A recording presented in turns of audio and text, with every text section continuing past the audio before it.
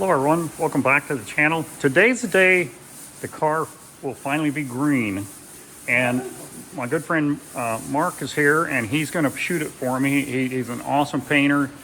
He's unbelievable. I thought I had this car prepped. That was the deal. I told him I'd prep it and he would have to paint it, and here he is. He's having to prep it because I didn't do a very good job. I went around this car 3 times after I had it all wet sanded thinking it was good. And I went around 3 times, found spots. I thought I got them all. And he got here this morning. Today's December 27th.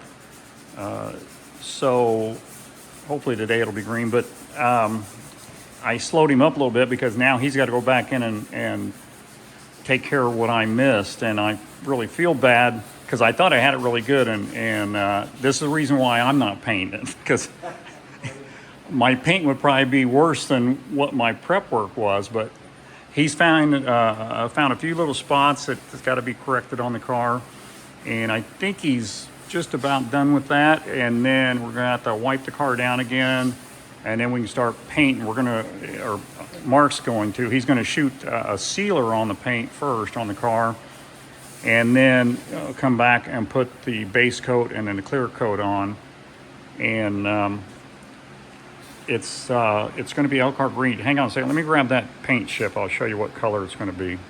Okay, this is a sample that Mark painted for me. I'm not sure how good this is going to show up. And this color, depending on what light you're in, it changes color a little bit. It gets lighter and darker. It's actually, if you look at it, it's a lighter color green, metallic green. But if you get it in the shade or something, you can see it really looks darker. So it's kind of hard to get a good actual color of what it really looks like in person. But that's the color I'm going with, Elkhart green, which my car's a 71. I think it was used in 73, I think it was, and 75. I think those 2 years for sure. There might have been one more year they used it in, but I'm not sure. So anyway, that's where we're at right now. As soon as we finish getting the car prepped, then we'll shoot some video of him putting down the sealer. There's one thing I did want to show you guys. I just assumed that the sealer underneath this would be white because this is a metallic green, and it's pretty transparent base coat with the green. It takes 3 coats to cover the car, but Mark told me either gray or black would be the best, and so he shot the panel on the right is shot on a gray sealer base, and then the one on the left is shot with a black sealer base on it. And it's not showing up very good because it's kind of overcast today. We got a lot of clouds, but in the bright sunlight you can see on the one on the right, the gray, some of the light reflecting through the paint was showing. It almost looked like a little bit of a blue tint to it, and I didn't like that. And he said, well, if you shoot it with the black, that'll get rid of it. And he shot it with the black, and it turned out exactly the color I wanted. So that's what we're working with. Okay, unfortunately I didn't do as good a job on the priming and prepping as I thought I did.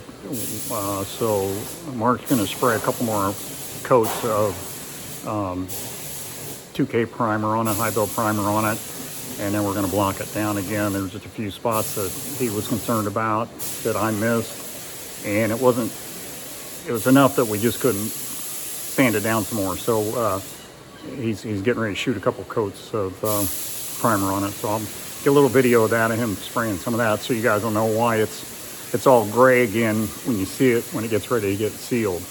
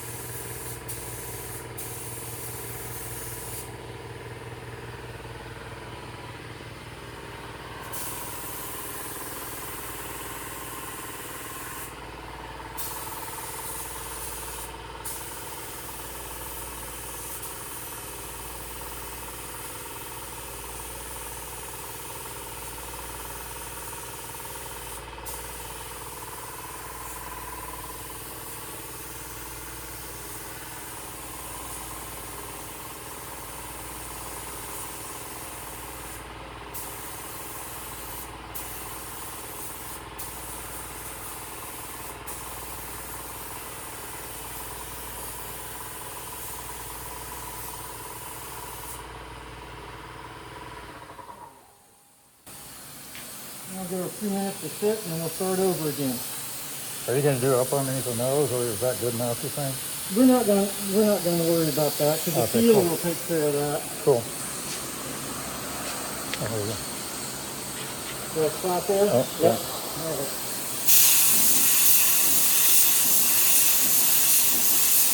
Dang, you make that look easy. I was watching it. Every one of your strokes is a perfect straight line, and the overlap is exactly the same on every one of them. Yeah, I do a 60-40 overlap instead of a 50-50, so it helps it give a little bit more material each time. But no, it's mine's like I start out pretty good, and by the time I get over here, I'm like this. He's over there. Yeah. I hear you. All right. Dang, that looks good. All right, we'll let it sit for a minute. Woo! Is that everything? Yep.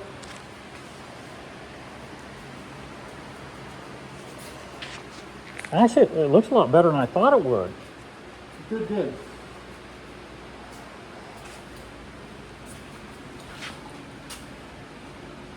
So some stuff I did pretty good on. Yeah. Yeah. Wow, yeah, that's bad. That stuff you can't see until you get We might have to put a little filler right there. You might have to. Wow. I don't know if I can get that to show up in the camera. Oh, yeah. Yeah, see this spot right here? Big time screw up on my part. That's a valley there. Mm-hmm. That would have shown up like a sore thumb right on the top there.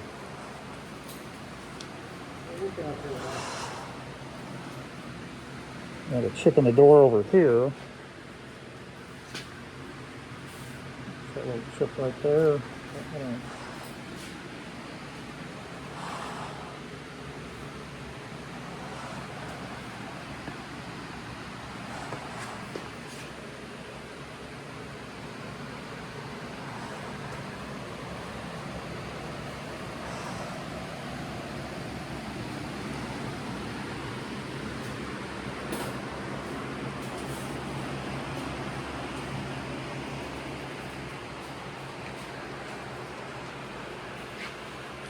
Awesome.